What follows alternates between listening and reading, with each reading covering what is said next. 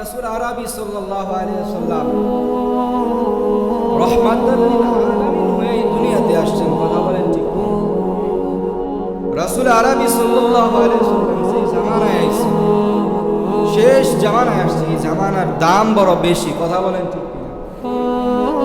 আরো যেসব জামানা ছিল 1,24,000 মতান্তরে 2,24,000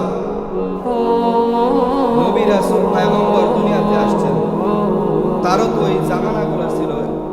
এতগুলো জামানা ছিল, এতগুলো জামানার মধ্যে আল্লাহ রাব্বুল আলামিন শ্রেষ্ঠ জামানা হিসেবে ঘোষণা করেছেন শেষ জামানা।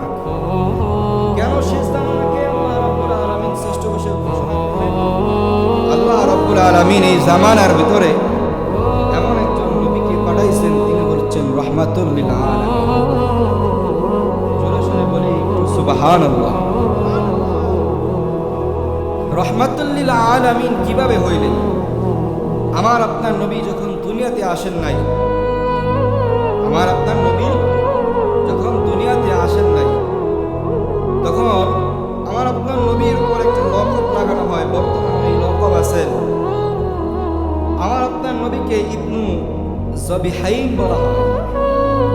ইবনু জবিহাইন, ইবনু জবিহাইন এই জন্য বলা হয় যে আমার আপনার নবী পিতা তো একজন আব্দুল্লাহ। কি নাম? পিতার নাম আব্দুল্লাহ। এই আব্দুল্লাহ আল্লাহ নবী সাল্লাল্লাহু আলাইহি সাল্লামের পিতা। আব্দুল্লাহকে জবাইয়ের জন্য আল্লাহ রাব্বুল আলামিন নির্দেশ দিয়েছিলেন।